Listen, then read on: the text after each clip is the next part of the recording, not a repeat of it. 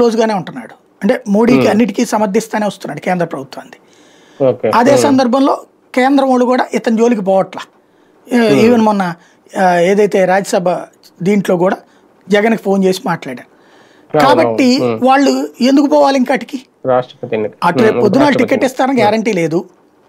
Plus అక్కడ తెలుగుదేశంలోనూ Janasena BJP వాళ్ళ ముగ్గురికే పోటీ ఉంటుంది ఒక్కొక్క నియోజకవర్గానికి. మళ్ళీ వీళ్ళు వెళ్ళాక వీళ్ళకి గ్యారంటీ ఏంటి? ప్లస్ వీళ్ళు ఇప్పుడు వెళ్ళిన సంక్షేమ పథకాలని వీళ్ళ చేత జరిపిస్తారంటే లేదు, పాత తెలుగుదేశం నాయకుల చేతిలోనే ఉంటుంది. అధికారులు అది ఒక పెద్ద తతంగం అయిపోతుంది అక్కడ. కాబట్టి ఈ పరిస్థితుల్లో వెళ్ళట్లేదు వాళ్ళు. అలాంటి వాళ్ళు వెళ్ళేటట్టు చేయాలి. వెళ్ళేటట్టు చేయాలంటే ఇది ఒక స్ట్రాటజీ.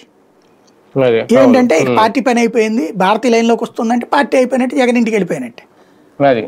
కాబట్టి ఇంకోటి ఏంటి, జగన్ కుటుంబంలోని చీలికలు వచ్చేసినాయి. అవినాష్ రెడ్డి వీళ్ళందరినీ పెట్టుకుని భారత ఇట్లా చేయబోతుంది. అంటే ఇప్పటిదాకా తల్లిని చెల్లిని రెచ్చగొట్టి జగన్కి వ్యతిరేకంగా చేయగలిగారు. ఇప్పుడు భార్యాభర్తల మధ్య చిచ్చు పెట్టే ప్రయత్నం చేస్తున్నారు. ఇది భార్యాభర్తల మధ్య చిచ్చు ప్రయత్నం ఇది.